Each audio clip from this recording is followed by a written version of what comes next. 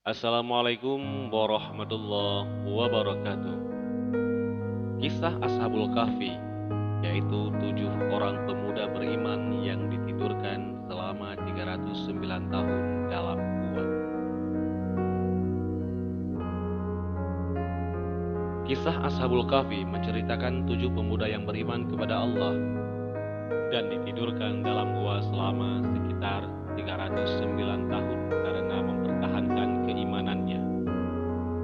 Para pemuda tersebut bersama seekor anjingnya diselamatkan oleh Allah Subhanahu wa taala dari kerajaan Raja Dicyanus yang zalim.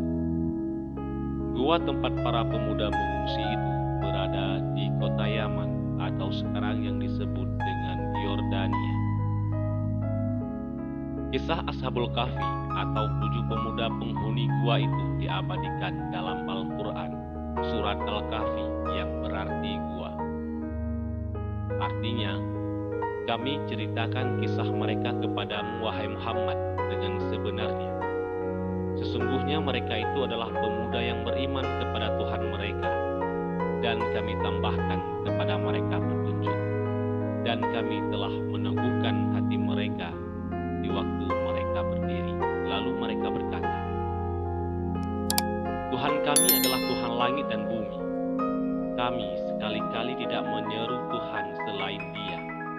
Sesungguhnya kami, kalau demikian, telah mengucapkan perkataan yang amat jauh dari kebenaran. Kaum kami ini telah menjadikan selain Dia sebagai Tuhan-Tuhan untuk disembah. Mengapa mereka tidak mengemukakan alasan yang terang? Siapakah yang lebih zalim daripada orang yang mengada-ngadakan kebohongan terhadap Allah? Dan apabila kalian meninggalkan mereka dan apa yang mereka sembah selain Allah, maka carilah tempat berlindung ke dalam gua itu. Niscaya Tuhan kalian akan melimpahkan sebagian rahmat-Nya kepada kalian dan menyediakan sesuatu yang berguna bagi kalian dalam urusan kalian. Mufassir Ibnu Katsir menerangkan, dalam ayat tersebut di atas, Allah menyebutkan bahwa 7 pemuda itu adalah segolongan kaum muda yang menerima perkara yang hak dan mendapatkan petunjuk ke jalan yang lurus dari guru-guru mereka yang saat itu telah durhaka dan tenggelam ke dalam agama kebatilan menjadi sesat.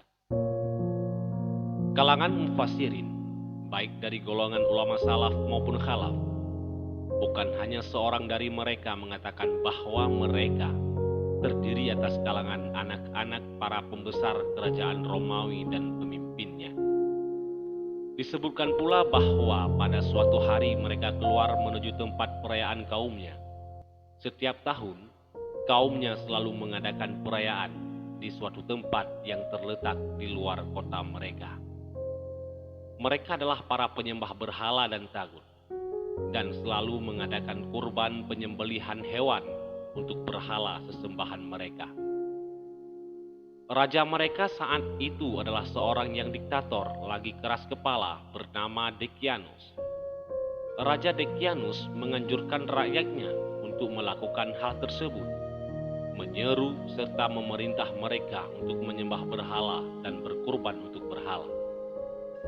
Ketika orang-orang keluar menuju tempat pertemuan mereka dalam hari raya itu, para pemuda tersebut ikut keluar bersama bapak-bapak mereka dan kaumnya untuk menyaksikan apa yang diperbuat oleh kaumnya dengan mata kepala sendiri.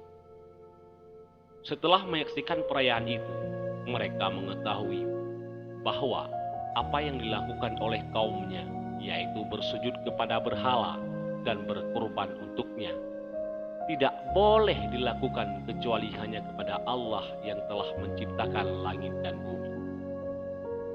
Maka para pemuda itu meloloskan diri masing-masing dari kaumnya dan memisahkan diri di tempat yang terpisah jauh dari mereka. Pada mulanya, seseorang dari mereka duduk bernaung di bawah pohon. Lalu datanglah pemuda lain ikut duduk bergabung dengannya. Kemudian datang lagi pemuda yang lain. Demikianlah seterusnya hingga semuanya berkumpul di tempat tersebut, tanpa saling mengenal di antara sesama mereka. Masing-masing dari mereka menutup diri dari yang lainnya karena takut pribadinya terbuka. Sedangkan dia tidak mengetahui apakah temannya itu seakidah dengannya atau tidak.